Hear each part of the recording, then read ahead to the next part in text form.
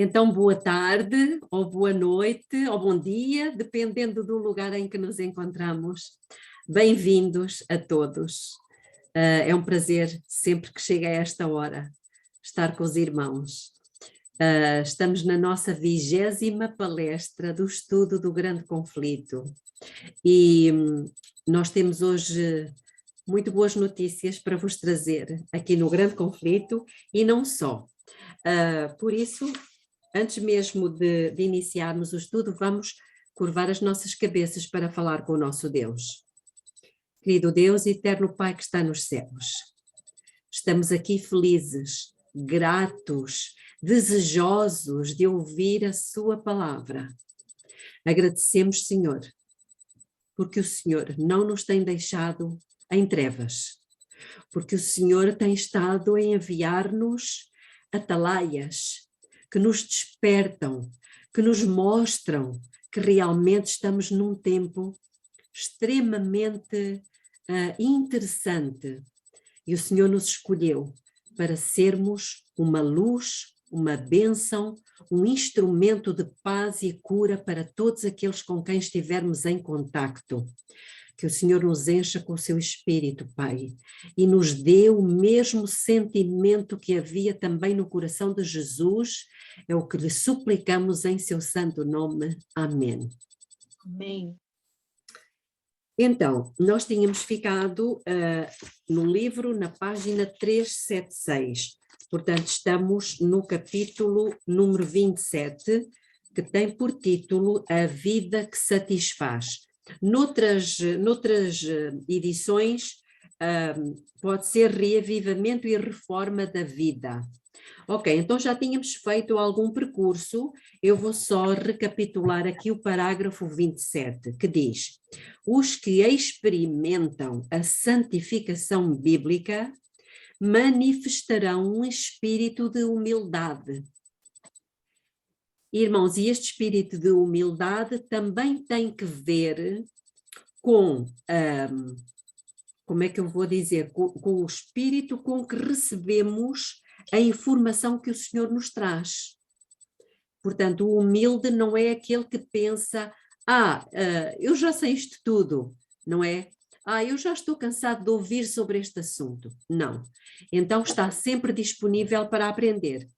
No parágrafo seguinte, o parágrafo 28, diz: o profeta Daniel é um exemplo da verdadeira santificação.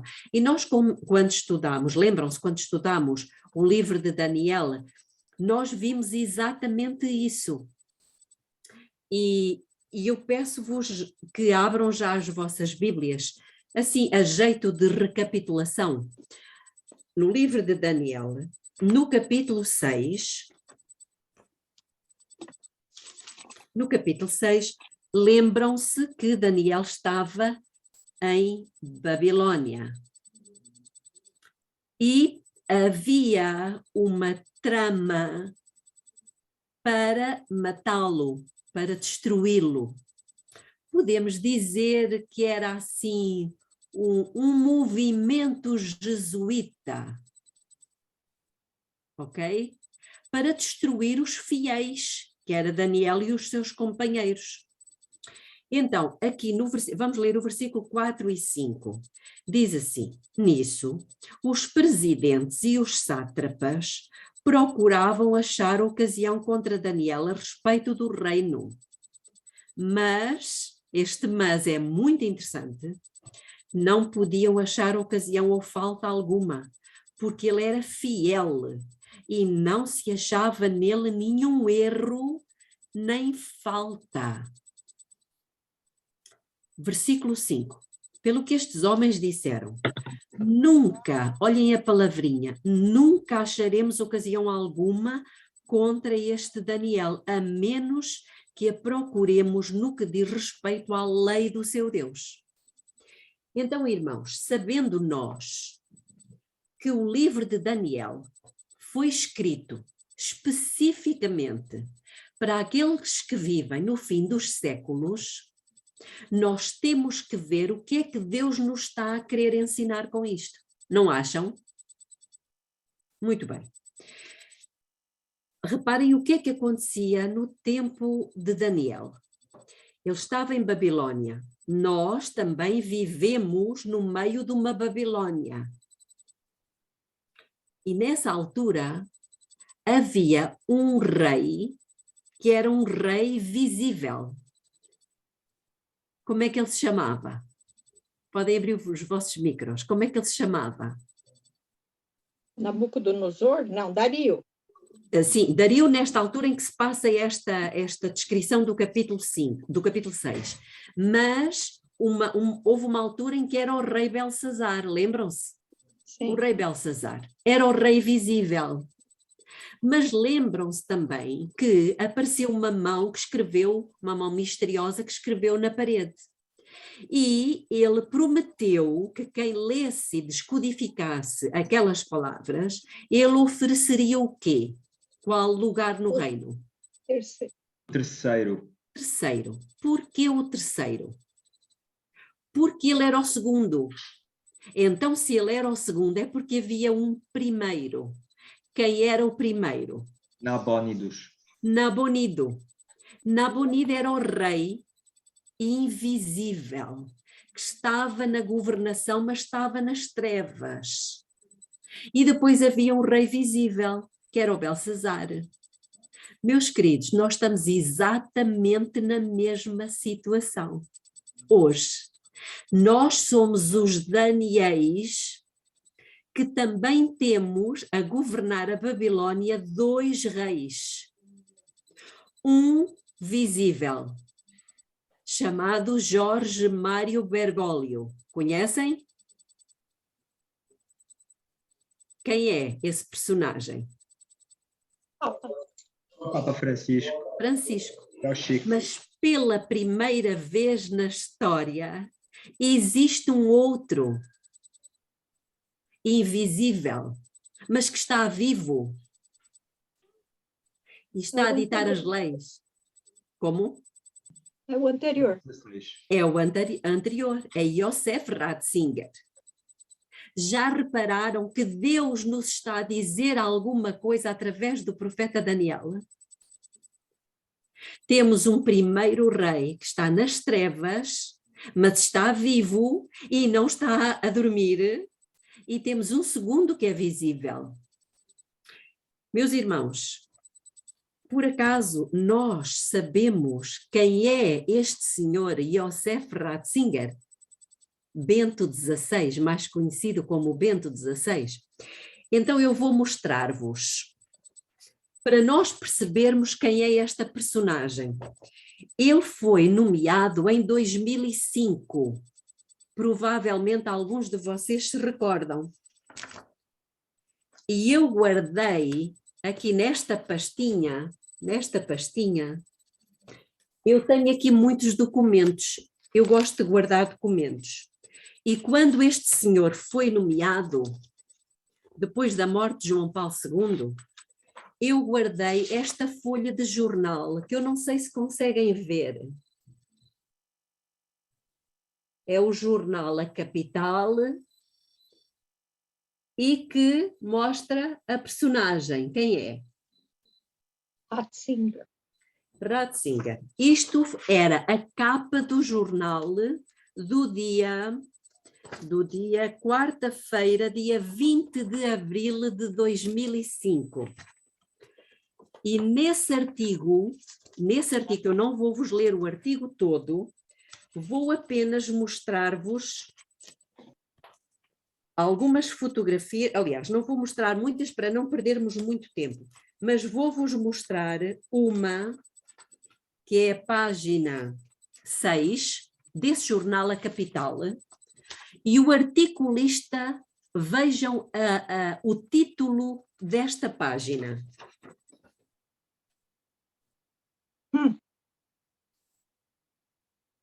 O que é que está aqui?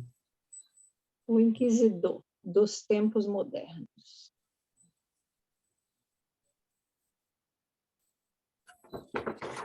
Então, meus queridos irmãos, quem é esta personagem? Que hoje não se chama Inquisição, tem outro nome, chama-se Congregação para a Doutrina da Fé. Mas este inquisidor mor, está vivo e está trabalhando. E eu vou-vos mostrar que ele está a trabalhar fortemente. E, portanto, convém nós acordarmos como igreja e começarmos a trabalhar, irmãos. Porque enquanto nós estivermos a dormir confortavelmente nas nossas casas, Satanás não se preocupa muito. O problema é quando nós nos levantamos e começamos a fazer a obra médica ou missionária que o Senhor nos confiou. Estamos a perceber, irmãos? Não sei se já viram esta encíclica. Já falei sobre ela aqui ou não? Falou um pouco, sim. Falei um pouco. Quem a escreveu foi este senhor. Conseguem ver quem é este senhor? Uhum. Quem é? É o mesmo. É o mesmo. Irmãos, quem a escreveu foi o inquisidor, que está vivo. O chefe da Inquisição. E não sou eu que estou a dizer, eu apenas estou-vos a mostrar os documentos. E nesta encíclica, aliás, eu vou ler-vos aqui na contracapa da encíclica. Why are you telling Levi to shut his lips? A contracapa diz o seguinte: Caritas in veritate, que quer dizer caridade na verdade, é a terceira encíclica, irmãos, encíclica de Bento XVI, e a primeira que aborda a questão social. Então, ele está a dormir, ele está incapaz, é a terceira encíclica que ele escreve, irmãos. E eu estou a fazer coleção de encíclicas, já tenho 3. Tenho esta, tenho a Dies Domini, que foi escrita em setembro de 98, que é sobre a santificação do domingo, que quem estava na altura era o João Paulo II, mas quem estava por trás era este senhor, que na altura em que João Paulo II era Papa, este senhor era o chefe da Inquisição, da Congregação para a Doutrina da Fé. E, entretanto, ele escreve 3 encíclicas. Uma delas é esta, a outra, mais 2, mas a outra que nós conhecemos bem, Laudato Si. Já ouviram falar? Ok, muito bem. Então, para quem não esteve, e se eu já disse, eu vou voltar a dizer. Vou ler o que este senhor escreveu na encíclica. Estão a ver aqui? Uhum. É o parágrafo 67. Para quem quiser, as encíclicas são baratíssimas, portanto os irmãos podem comprá-las com a maior das facilidades. Encontramos isso, eu pelo menos aqui em Portugal, na Livraria Católica, que é onde eu vou buscar as encíclicas. Então diz aqui assim: reparem, nós estamos na Babilónia, tal e qual como Daniel, e temos 2 reis vivos, e este rei, que é o Inquisidor, escreveu assim: a urgência de uma reforma, quer da Organização das Nações Unidas, quer da arquitetura económica e financeira internacional, para que seja possível uma real concretização do conceito de família de nações. Então, o que é que este senhor está a dizer? Ele está a dizer que tem que haver uma reforma da Organização das Nações Unidas. Quem é que está a ditar as leis? É ele. É o inquisidor. E não só, uma reforma também, como ele diz aqui, da arquitetura económica. Já ouvimos falar da economia de Francisco?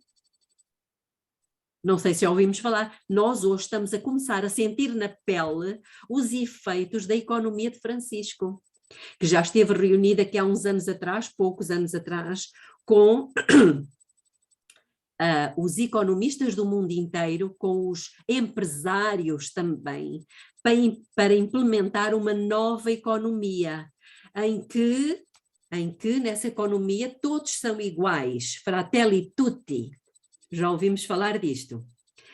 Mas, continuando a leitura, diz: isto revela-se necessário precisamente no âmbito de um ordenamento político, jurídico, tem a ver com leis, e económico, que incremente e guie a colaboração internacional para o desenvolvimento solidário de todos os povos. Agora reparem o que é que ele diz aqui. Para o governo da economia mundial, então um aspecto, podem escrever economia mundial, para sanar as economias atingidas pela crise de modo a prevenir o agravamento da mesma e, em consequência, maiores desequilíbrios. Segundo aspecto, para realizar um oportuno e integral desarmamento. Então não é só economia, está a falar de desarmamento. E segurança alimentar e a paz. Segurança alimentar tem a ver com comida. Para garantir a salvaguarda do ambiente, quarto ponto, o ambiente. E para regulamentar os fluxos migratórios, 5 aspectos. Urge a presença de uma verdadeira autoridade política mundial. Ainda há quem diga que não estamos a falar de uma nova ordem mundial, quando ele próprio está a dizer que urge uma autoridade política mundial, delineada já pelo meu predecessor, Beato João 23. A referida autoridade política mundial para regulamentar estes 5 aspectos que nós vimos, deverá regular-se pelo direito a ter-se coerentemente aos princípios de subsidiariedade e solidariedade, estar orientada para a consecução do bem comum, comprometer-se na realização de um autêntico desenvolvimento humano integral, inspirado nos valores da caridade na verdade. E continua, não vamos avançar mais. O que é que este senhor está a dizer? Irmãos, reparem que este senhor não é um senhor qualquer, ele é o chefe da Inquisição. Percebemos? E ele está a dizer aqui que urge uma autoridade política mundial. E nós já encontramos alguns organismos que também são mundiais. Esta é a primeira vez na história que acontece. Por exemplo, OMS. O que é que significa? Organização Mundial da Saúde. Mundial. OMM. O que é que significa? Organização Mundial de Meteorologia. Tenho aqui o artigo. Tenho aqui o artigo, irmãos. Não sei se conseguem ler. O que é que diz aqui? Desculpem. O que é que diz aqui? Não conseguem, penso eu. A Organização Mundial Meteorológica divulgou nesta quarta-feira, 18. Dia 18 de maio. Muito obrigada. Não vou ler o artigo, é só para salientar aos irmãos a questão da Organização Mundial de Meteorologia. Isto tem a ver com as catástrofes, com o clima, com os terremotos, etc, etc. Então nós já estamos a ver aqui, tudo é mundial. A parte económica, Fórum Económico Mundial. Irmãos, ainda duvidamos que estamos a ver aqui formar-se diante dos nossos olhos uma nova ordem mundial. Ela já está aí. E, portanto, agora vem este senhor dizer, isto não foi agora, portanto, esta encíclica já tem uns aninhos, ela foi escrita em 2009, uma autoridade política mundial. O que é que podemos esperar? Tempos complicados. Mas aqui no parágrafo 64... Parágrafo 64 diz assim: ao refletir sobre este tema do trabalho, é oportuna uma chamada de atenção também para a urgente, é tudo urgente, urgente necessidade de as organizações sindicais dos trabalhadores, desde sempre encorajadas e apoiadas pela Igreja. Então, é ele que está a dizer, irmãos. Os sindicatos, diz-nos Ellen White, no livro Eventos Finais e não só, mas no capítulo 8, na página 116.1, 2 e 3, Ellen White diz o quê?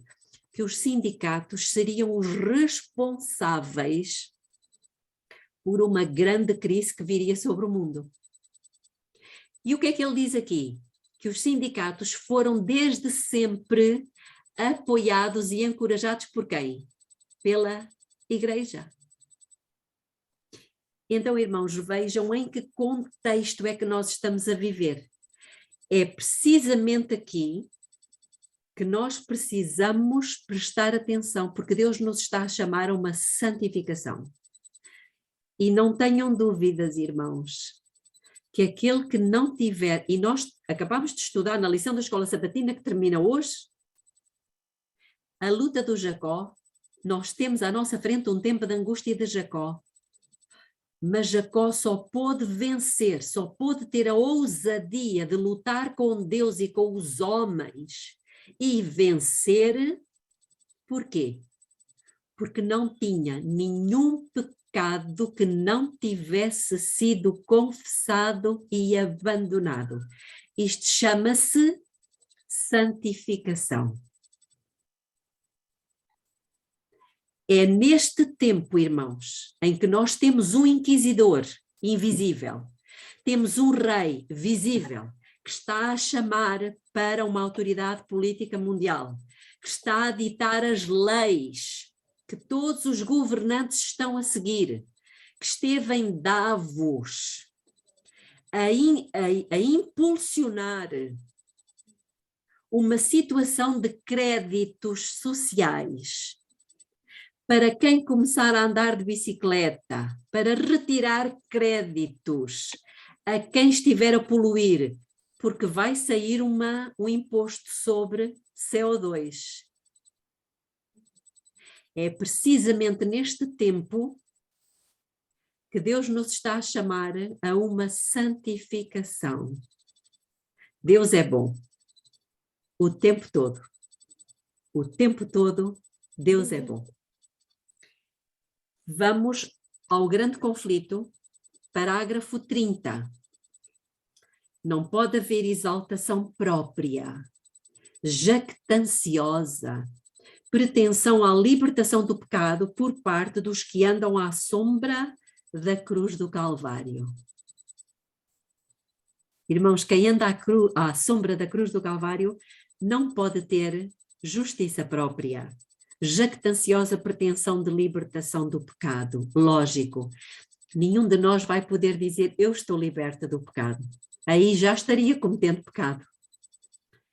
Sentem eles que foi o seu pecado, o causador da agonia que quebrantou o coração do Filho de Deus. E este pensamento os levará à humilhação própria. Os que mais perto vivem de Jesus, mais claramente discernem a fragilidade e pecaminosidade do ser humano, e a sua única esperança está nos méritos de um Salvador crucificado e ressurgido. A santificação, que ora adquire proeminência no mundo religioso, traz consigo o espírito de exaltação própria. Portanto, irmãos, a santificação que se tem ouvido, que se tem pregado, é uma falsa santificação. Porque diz aqui, traz consigo o quê? O espírito de exaltação própria. Continuando, um pouquinho mais à frente. E seus paladinos ensinam que a santificação é obra instantânea, pela qual, mediante a fé, apenas alcançam perfeita santidade. Parágrafo 32. O desejo de uma religião fácil, que não exija esforço, renúncia, nem ruptura com as loucuras do mundo, tem tornado popular a doutrina da fé e da fé somente. Mas que diz a palavra de Deus? Declara o apóstolo Tiago: meus irmãos, que aproveita se alguém disser que tem fé e não tiver as obras? Porventura a fé pode salvá-lo? Mas, ó homem vão, queres tu saber que a fé sem as obras é morta? Porventura o nosso pai Abraão não foi justificado pelas obras, quando ofereceu sobre o altar o seu filho Isaque? Bem vês que a fé cooperou com as obras e que pelas obras a fé foi aperfeiçoada. Vedes então que o homem é justificado pelas obras e não somente pela fé. Irmãos, isto é um conceito que não tem estado muito claro entre nós. Continuando. O testemunho da palavra de Deus é contra esta doutrina insidiosa da fé sem as obras. Irmãos, uma das obras que Deus nos deixou ficar é o quê? É vivermos... Diga, Alice. A obra médico-missionária? Exatamente. Pregação do Evangelho. Através da obra médico-missionária. Isso. Irmãos, o que Deus nos está a dizer é que Deus nos chamou para sermos evangelistas, para salvar almas, para curar pessoas.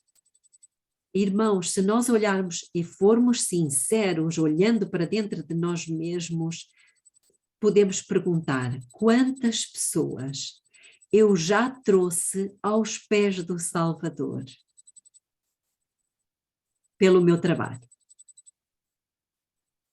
Quantas, não é trazer à igreja, é trazer aos pés do Salvador. Quantas pessoas já entregaram sua vida a Cristo e transformaram o seu caráter com a minha colaboração?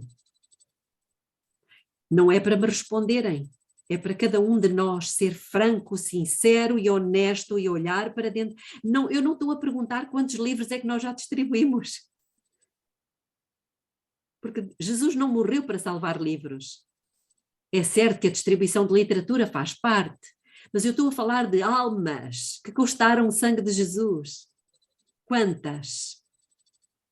Se num ano, 360 dias judaicos, bíblicos, nós trouxéssemos uma pessoa para Cristo, ao fim de 10 anos, quantas pessoas eu já teria trazido para Cristo? Pelo menos 10. Continuando, não é fé pretender o favor do céu sem cumprir as condições necessárias para que a graça seja concedida. Não é fé, irmãos, é presunção. É presunção. Pois que a fé genuína fundamenta-se nas promessas e disposições das Escrituras. Parágrafo 34. Ninguém se engane com a crença de que pode tornar-se santo enquanto voluntariamente transgride um dos mandamentos de Deus. Um pecado cometido deliberadamente faz silenciar a voz testemunhadora do Espírito e separa a alma de Deus. Pecado é a transgressão da lei, e qualquer que peca, ou seja, transgride a lei, não o viu, nem o conheceu. Parágrafo 35. A alegação de estarem sem pecado é em si mesma evidência de que aquele que a alimenta longe está de ser santo. Parágrafo 37. Diz Pedro: peço-vos que vos abstenhais das concupiscências carnais que combatem contra a alma. Toda a condescendência pecaminosa tende a embutar as faculdades e a destruir o poder de percepção mental e espiritual. Isto é impressionante, o efeito que tem no cérebro. Aqui, as condescendências pecaminosas. E a palavra ou o Espírito de Deus apenas poderão impressionar debilmente o coração. Paulo escreveu aos Coríntios: purifiquemo-nos de toda a imundícia da carne e do Espírito, aperfeiçoando a santificação no temor de Deus. Este capítulo realmente fala muitas coisas, não vamos ler tudo, vamos dar um salto agora para o parágrafo 41. Que começa assim: o mundo está entregue à satisfação de si mesmo. Acharam? Acharam? A concupiscência da carne, a concupiscência dos olhos e a soberba da vida dominam as massas populares. Os seguidores de Cristo, porém, possuem uma vocação mais elevada. Saí do meio deles e apartai-vos, diz o Senhor, e não toqueis coisa imunda. À luz da palavra de Deus, estamos autorizados a declarar que não pode ser genuína a santificação que não opere. Não opera o quê? A completa renúncia de todo o desejo pecaminoso e prazeres do mundo. Irmãos, isto não é para eu estar a olhar para o meu irmão, é para que cada um, de forma honesta, olhe para dentro de si mesmo e veja se tem estado a renunciar completamente a todo o desejo pecaminoso e prazeres do mundo. E nesses prazeres do mundo nós podemos incluir várias coisas. A uns é a comida, a outros é as modas, a outros é o sexo, a outros é o futebol, a outros é o Facebook, a outros são os jogos e outras coisas que não vale a pena mencionar aqui. Prazeres do mundo, renunciar completamente. Isso é verdadeira santificação. Parágrafo 46, e estamos a caminhar para o fim. Embora a vida do cristão deva ser caracterizada pela humildade, não deveria assinalar-se pela tristeza e depreciação de si mesmo. Irmãos, nós temos valor. Você tem valor aos olhos do Senhor. É privilégio de cada um viver de tal maneira que Deus o aprove e abençoe. Parágrafo 47. Por meio de Jesus, os decaídos filhos de Adão tornam-se filhos de Deus. Que lindo! Assim, o que santifica, como os que são santificados, são todos de um, por cuja causa não se envergonha de lhes chamar irmãos. A vida cristã deve ser de, irmãos, deve ser de quê? Fé, vitória, não é só luta, irmãos. Não basta nós dizermos eu tenho muitas lutas, porque a recompensa não vem só para quem luta, vem para quem vence, ao que vencer. Então, fé, vitória e alegria em Deus. Tudo o que é nascido de Deus vence o mundo. O que Deus espera de nós é vitória. Então, a obediência a Deus nos traz a vitória. Exatamente, exatamente, irmãos. E isto é muito importante.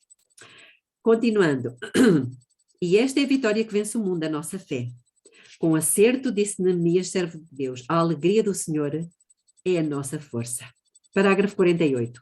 São estes os frutos da conversão e santificação bíblica. E é porque os grandes princípios da justiça apresentados na lei de Deus são com tanta indiferença considerados pelo mundo cristão, que esses frutos são tão raramente testemunhados. Eu vou repetir. São estes os frutos da conversão e santificação bíblica, e é porque os grandes princípios da justiça apresentados na lei de Deus são com tanta indiferença considerados pelo mundo cristão que esses frutos são tão raramente testemunhados. É por isso que se manifesta tão pouco dessa profunda e estável obra do Espírito de Deus, a qual assinalava os reavivamentos dos anos anteriores. Isto é algo muito significativo. Parágrafo 50. Bem-aventurado o varão que não anda segundo o conselho dos ímpios, antes tem o seu prazer na lei do Senhor e na sua lei medita de dia e de noite. Perdão. Um pouquinho mais à frente. É somente na medida em que se restabeleça a lei de Deus na sua posição exata que poderá haver reavivamento da primitiva piedade entre o seu professo povo. O que é piedade, irmãos? Sinônimos. Compaixão. Como? Amor. Amor, Compaixão, compaixão. Irmãos, misericórdia. exatamente. Portanto, precisa haver um reavivamento deste amor. Amor pelas pessoas, ao ponto de estarmos dispostos a renunciar a todos os nossos prazeres para salvá-las.